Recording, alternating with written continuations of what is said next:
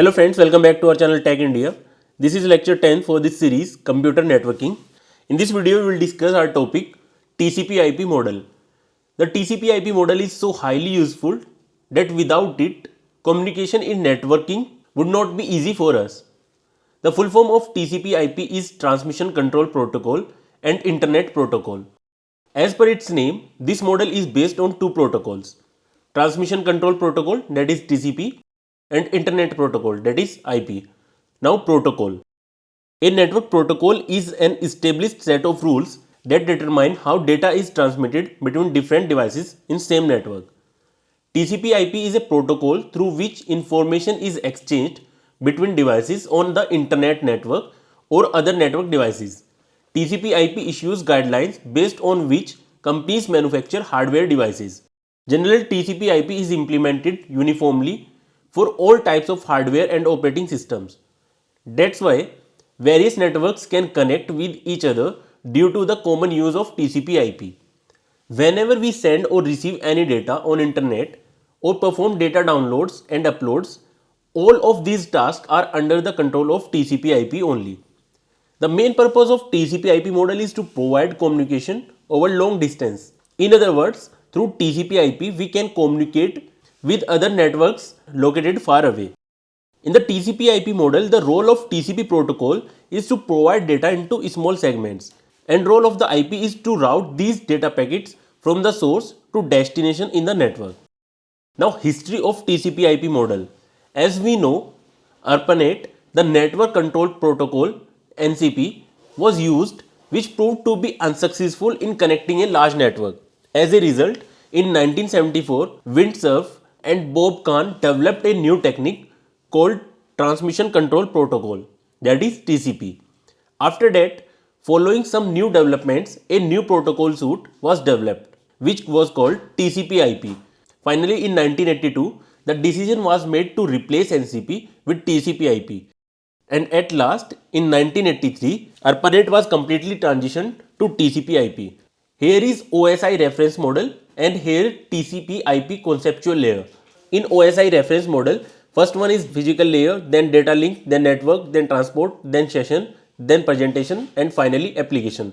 These are 7 layers in OSI reference model. But in TCP/IP conceptual layer, there are just 4 layers: network interface, then network, then transport, then application. Now, network layer. The network layer is the lowest layer of TCP/IP model, which is responsible for data transmission in the network. The network layer describes how data is sent from the network. This layer is combination of data link and physical layer defined in the OSI model. It is responsible for the transmission of data between two devices on the same network. The function of this layer also includes the encapsulating the IP datagram transmitted by the network into frames and mapping the IP address to the physical address. Now, protocols used in network access layer: Ethernet, FDDI, token ring, X.25 and frame relay. These are the protocols used in network access layer. Now, internet layer. Internet layer provides connectionless communication in the network where data is in the forms of datagrams. Datagrams contain the source and destination IP addresses, facilitating the easy sending and receiving of data. Internetworking. Internetworking is the interconnection of two or more networks. The main function of the internet layer is to control the interconnection. Now, logical addressing. It provides the host with an IP address to facilitate the communication between the host and receiver. Now, routing. Routing involves finding the best path from the source to destination for data transfer. It determines the shortest and best path for data transfer. Now, protocol used in network layer. IP protocol. It stands for Internet Protocol and its main function is to deliver packets from the source to destination. It has two versions, IPv4 and IPv6. Now, ARP. It stands for Address Resolution Protocol. Its function involves resolving the physical address from the IP address. It has various types such as RARP, PARP, etc. Now, ICMP. It stands for Internet Control Message Protocol. Its function is to inform the host about potential problems that may occur in the network. Now, transport layer. The transport layer provides a solid and reliable connection for data to reach its destination.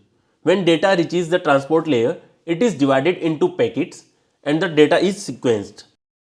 The transport layer determines how much data should be sent, where it should be sent, and at what rate. It is the layer that ensures data is sent in sequence in the TCP/IP protocol.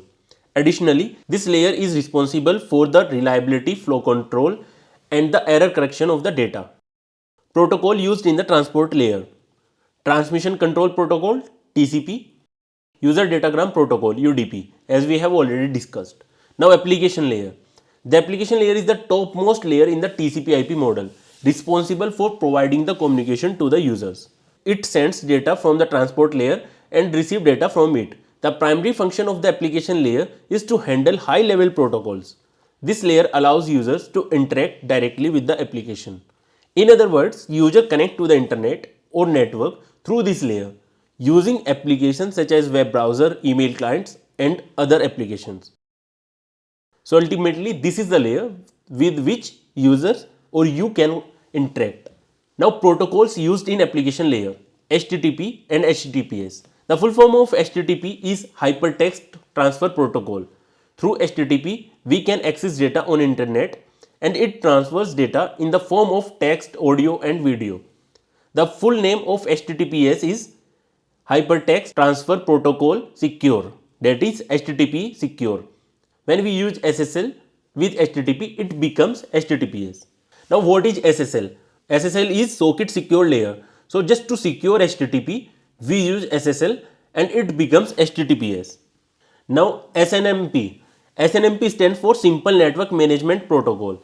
This is a framework used to manage devices on internet. Now, SMTP. SMTP stands for Simple Mail Transfer Protocol. It is used to send data from one email address to another email address in the form of an email. So, in simple words, we can say for sending the email, we have to use a protocol, that is SMTP.